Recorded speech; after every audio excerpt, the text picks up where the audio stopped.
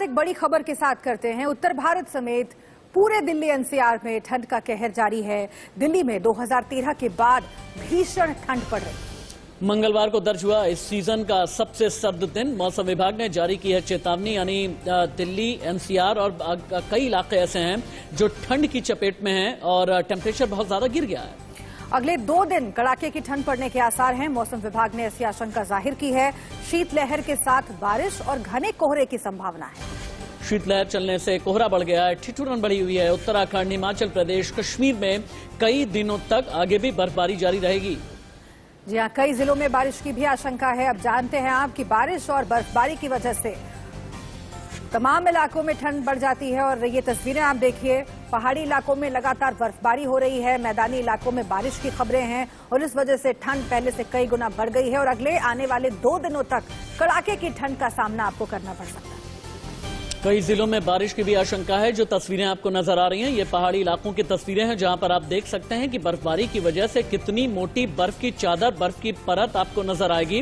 हालांकि सैलानी कई पहुंचे हुए हैं और जो वहां के लोकल हैं, यानी वहां के जो सिविलियंस भी हैं, चाहे जम्मू कश्मीर हो, उत्तराखंड या फिर हिमाचल प्रदेश, उन्हें ठंड का सामना करना पड़ रहा है।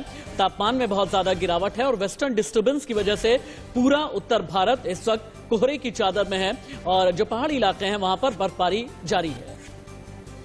ये तस्वीरें आप देखिए, पूरे दिल्ली एनसीआर में लोग ठंड से परेशान हैं। आप भी अगर घरों से बाहर निकलते हैं तो अपना ख्याल जरूर रखें।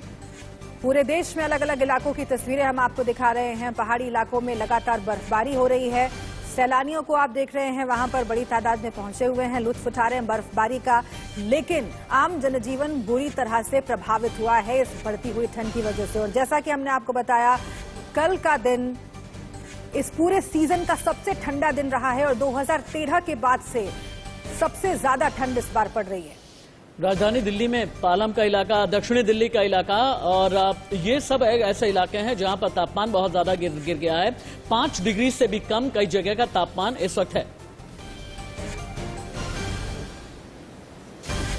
मेरे 4 सहयोगी इस वक्त लाइव जुड़े हुए हैं। दिल्ली से ऐश्वर्या जैन लाइव रिपोर्ट कर रहे हैं। इसके अलावा गाजियाबाद से जतिन गोस्वामी हैं और उमेश शिमला का हाल हमें बताएंगे और अजय चांडियाल बताएंगे कि जम्मू से लेकर के घाटी तक किस तरह से बर्फ की मार पड़ी है, ठंड की मार पड़ी है, ठिठुरन कितनी ज्यादा बढ़ गई है। राजधानी दिल्ली से कर लेते हैं शुरुआत। सबसे पहले ऐश्वर्या, अपना कैमरा पैन करके हमें ये दिखाएं आप कि विजिबिलिटी अभी क्या है, कोहरा कितना ज्यादा पड़ रहा है और अभी दिल्ली का तापमान कितना है। देखिए, 2013 के बाद दिल्ली ने कल सबसे ज्यादा ठंडा दिन देखा। तापमान लगभग 5 डिग्री से भी कम कई जगहों पर रिकॉर्ड किया गया और अपने कैमरा पर्सन से कहूंगा कि वो आपको दिखाएं कि किस तरीके की विजिबिलिटी इस वक्त नजर आ रही है। आज 26 जनवरी है। मौसम विभाग ने पहले ही कहा था कि गणतंत्र दिवस के दिन आपको सूरज खिला जरूर मिल सकता है, लेकिन आने वाले कुछ दिनों में दोबारा क्योंकि उत्तरी भारत में लगातार बर्फबारी पड़ रही है और शीतलहर का प्रकोप है, इसकी वजह से तापमान और गिर सकता है। अगर पिछले 2 से 3 दिन की बात की जाए तो तापमान लगभग 3 से 4 डिग्री कम सेल्सियस रिकॉर्ड किया गया है और साथ ही साथ आने वाले कुछ दिनों में ये भी अनुमान लगाया गया है कि बारिश लगातार हो सकती है और शीतलहर का प्रकोप अभी और दिल्ली और उत्तर भारत में देखने को मिल सकता है। बिल्कुल, पूरे दिल्ली एनसीआर में ठंड बहुत बढ़ गई है और कहा जा रहा है कि अगले आने वाले 2 दिन और भीषण ठंड देखने को मिलेगी। हम सीधा गाजियाबाद का रुख कर लेते हैं। जतिन गोस्वामी हमारे संवाददाता वहां पर जुड़े हुए हैं। जतिन, गाजियाबाद का हाल बताइए, पूरे दिल्ली एनसीआर का हाल बताइए, क्योंकि मैं देख रही हूं आप लोग जहां जहां पर खड़े होकर रिपोर्ट कर रहे हैं, पार्कों में भी लोगों की भीड़ नहीं है क्योंकि लोग मॉर्निंग वॉक के लिए पार्क में जाना अवॉइड कर रहे हैं, सिर्फ इसीलिए क्योंकि ठंड बहुत ज्यादा है। प्रशासन की ओर से क्या इंतजाम किए गए हैं और आम लोगों को कैसी तकलीफें झेलनी पड़ रही है? देखिए, गाजियाबाद की बात करें तो जो न्यूनतम तापमान है वो 7 डिग्री तक पहुंच रहा है और निश्चित है कि 32 सालों का जो रिकॉर्ड है वो टूटा है ठंड का। और साथ ही साथ अगर प्रशासन के इंतजामों की बात करें तो एक तरफ कोरोना से निपटने के इंतजाम प्रशासन कर रहा है, तो वहीं जो लोग आसमान के नीचे सोने के लिए मजबूर हैं उनके लिए रैन बसेरों का इंतजाम किया गया है और उनके लिए अलाव की व्यवस्था भी जो रैन बसेरों में जो है वो की गई है। और जो ठिठुरन है वो लगातार बढ़ती जा रही है। बारिश के बाद एक राहत जरूर आई थी कि कोहरा जो है वो थोड़ा कम हुआ था, लेकिन अब धीरे धीरे फिर से कोहरा जो है वो भी बढ़ने लगा है। जी ठीक है, मैदानी इलाकों का हाल हम लोगों ने जान लिया है। एक बार पहाड़ी इलाके की तरफ चलते हैं। अजय चांडियाल मेरे साथ जम्मू से रिपोर्ट कर रहे हैं। अजय, चूंकि आपकी रिपोर्टिंग बहुत ही चैलेंजिंग टेरेन में हुआ करती है, जम्मू से लेकर के घाटी तक और एलओसी के जितने इलाके हैं, यहां के बारे में आप बताएं कि बर्फबारी कितनी ज्यादा हो रही है, ठंड कितनी ज्यादा बढ़ गई है, तापमान कितना नीचे आ गया है और लोग ठंड से बचने के लिए और क्या क्या इंतजाम कर रहे हैं।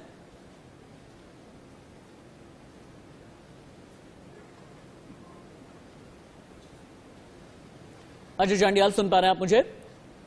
चलिए, शायद अजय जांडियाल तक आवाज नहीं जा रही है। पहाड़ी इलाकों में हम शिमला का भी रुख कर लेते हैं। उमेश मेरे सहयोगी जुड़े हुए हैं। उमेश, जो हिमाचल प्रदेश के अलग अलग इलाके हैं, खासतौर से जो पहाड़ी इलाके हैं, इनके बारे में आप बताएं कि अभी फिलहाल बर्फबारी को लेकर के अपडेट क्या है आपके पास, और अगर संभव हो तस्वीरें भी दिखाएं हमें। कि पहाड़ों में तो लगातार बर्फबारी जारी है। बीते कल भी हिमाचल प्रदेश के सभी इलाकों में बर्फबारी हुई है। हालांकि आज थोड़ी राहत जरूर है कि प्रदेश के जो ऊंचाई वाले इलाकों हैं, जहां लगातार बर्फबारी हो रही थी, वहां बर्फबारी रुक गई है। लेकिन अभी भी 48 घंटे तक मौसम विभाग का जो पूर्वानुमान है, हिमाचल प्रदेश के ऊंचाई वाले इलाकों में बर्फबारी जारी रहेगी। 27 तारीख के बाद हिमाचल प्रदेश में जो वेस्टर्न डिस्टर्बेंस है वो नॉर्मल हो जाएगा, हो जाएगा। उसके बाद उम्मीद यही जताया गया है कि हिमाचल प्रदेश में मौसम साफ रहेगा।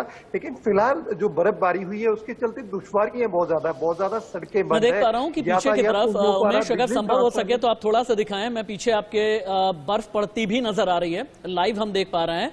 अगर संभव हो सके थोड़ा सा अगर अपना कैमरा या जिस तरीके से आप रिपोर्टिंग कर रहे हैं, थोड़ा कैमरा घुमाएं, तस्वीरें देखना चाहेंगे हम।